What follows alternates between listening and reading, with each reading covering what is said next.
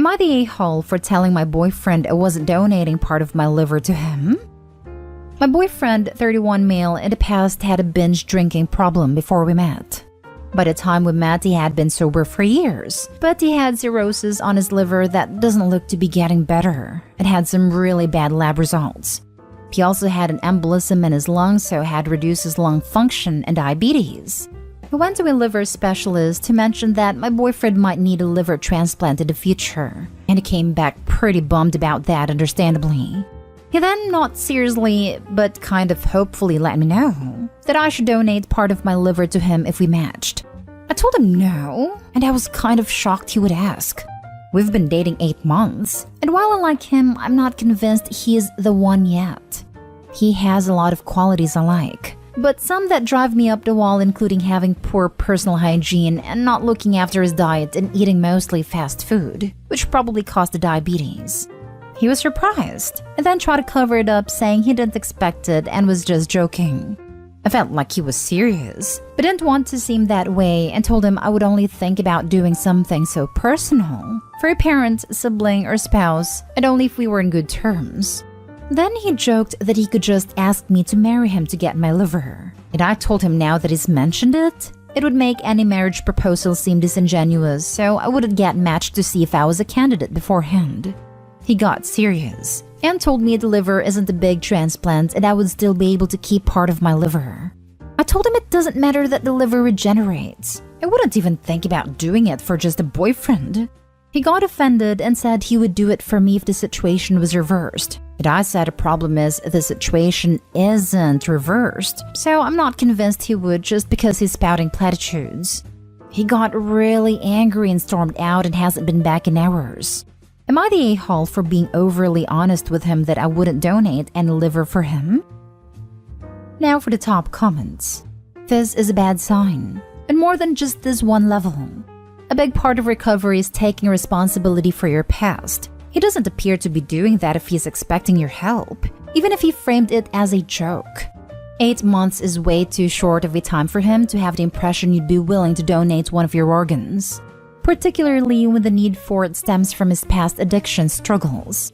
I think your instincts might be correct. He's not the one. You and your liver should run, not stay home. If Opie wanted, she could get tested and let the doctor know she doesn't want to donate if a match, and the doctor will just say not a match. But honestly, just throw away the whole man who wants to make "I was just joking," but treats you as if it were serious jokes.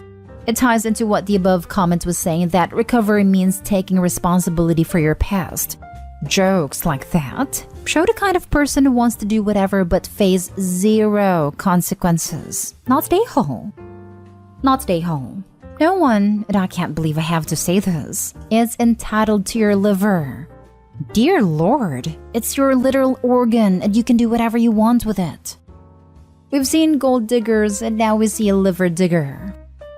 Not stay home. It seems like from your message, you already know deep down that he's not the one. Even if he was the one, I wouldn't do it for a boyfriend.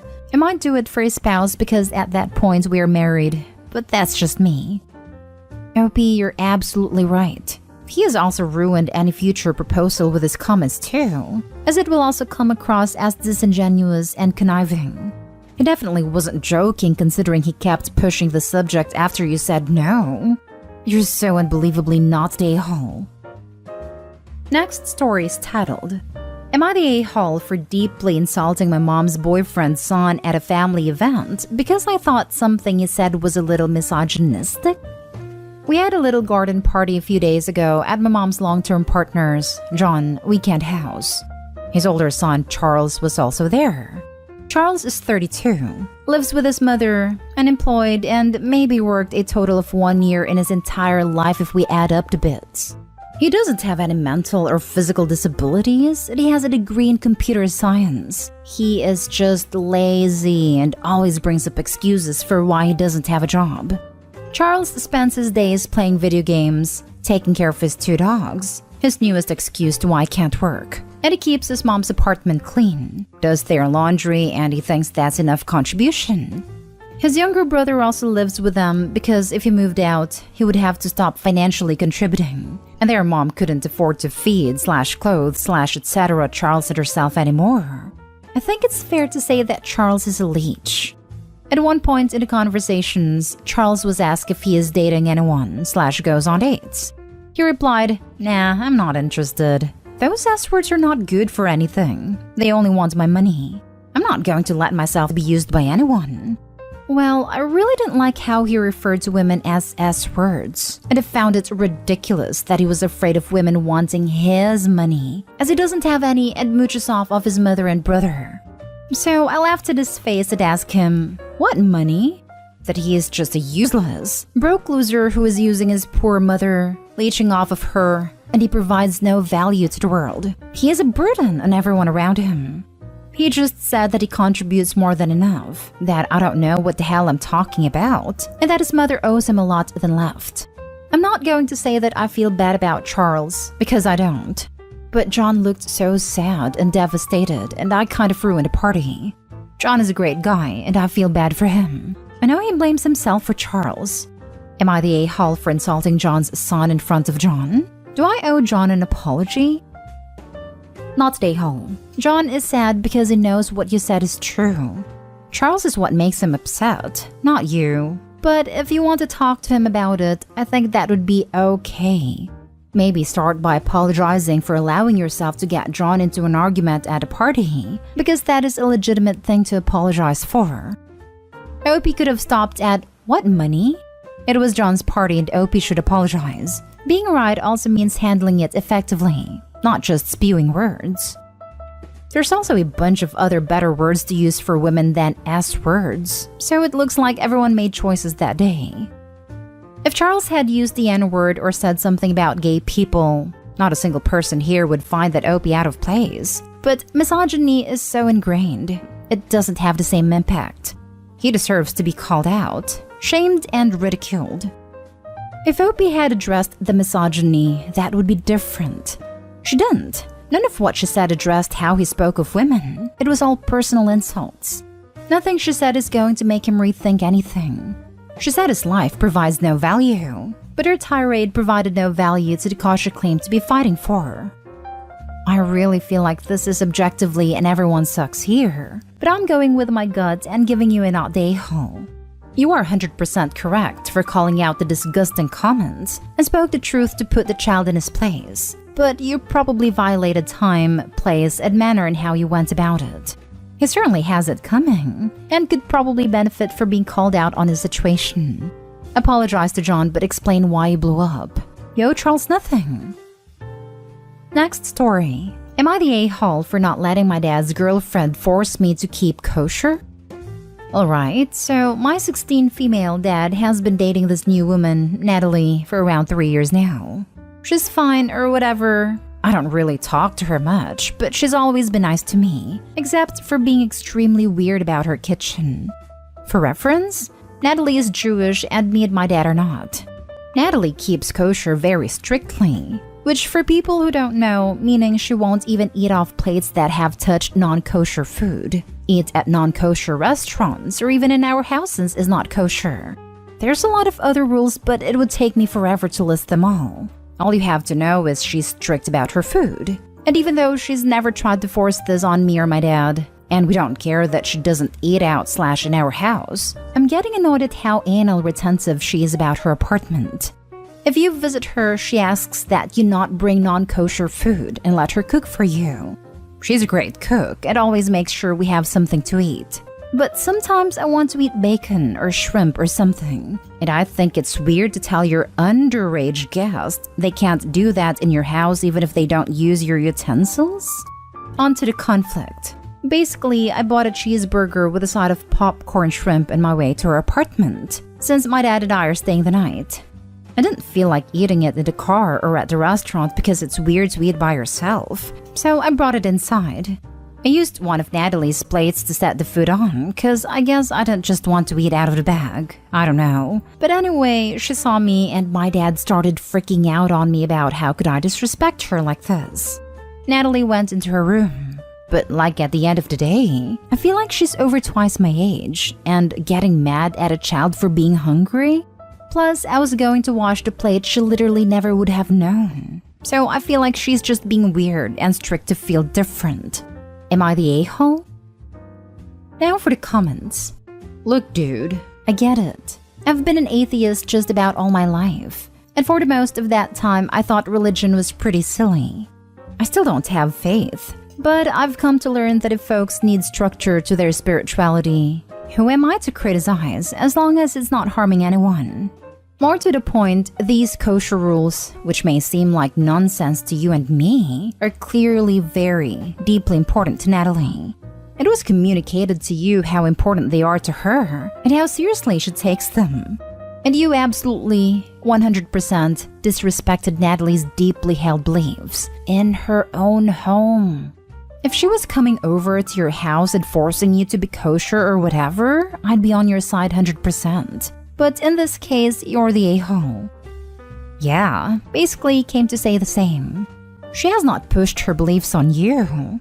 She's being respectful to you and your dad when she's at your place, so return that favor. You're fully aware of how she is and how strongly she practices her beliefs, and you just didn't give a damn. You're the a-hole. Me too. Her home, her rules.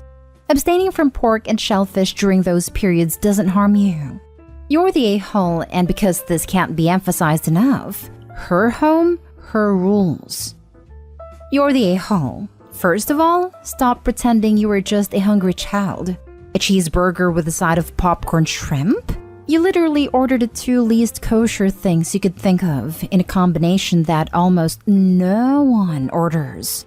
It is her house. You don't live there, and there are so many options available to you to eat and still respect her religion. Or you could have eaten at a car, but you didn't feel like it. You're being a brat, and you know it. You're acting like this is some strange set of rules she's made up out of nothing just to mess with you. Which, even if it were so, she should be respected in her home. But it's a fairly well-known set of rules practiced by major faith.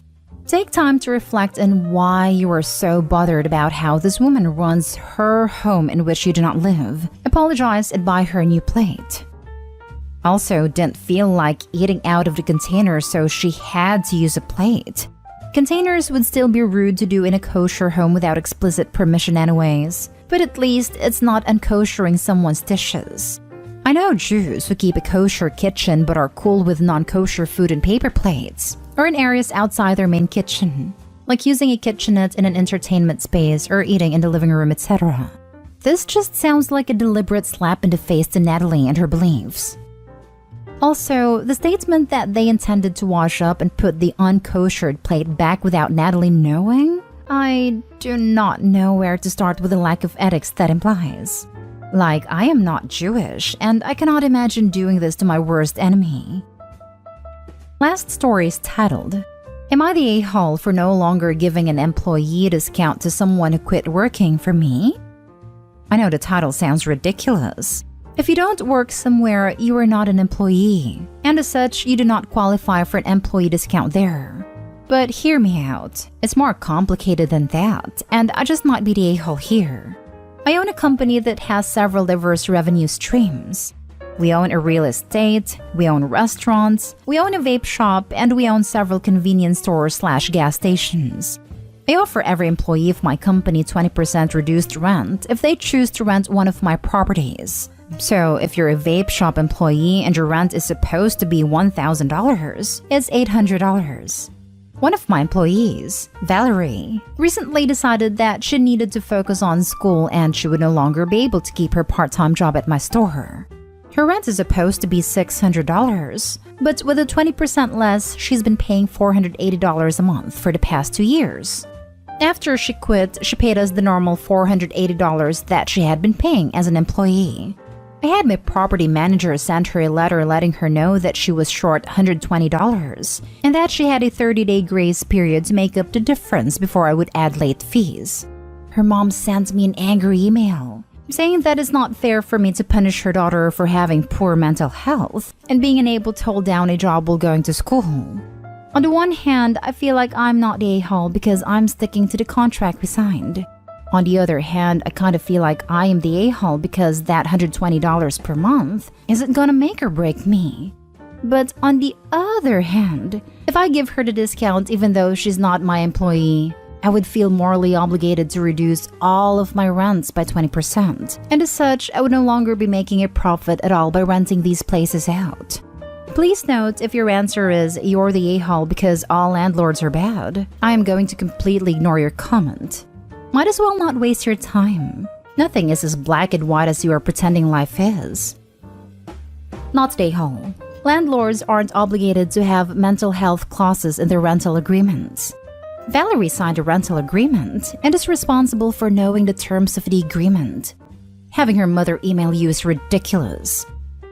Kind of feel better about my decision with the first 3 comments all being unanimous.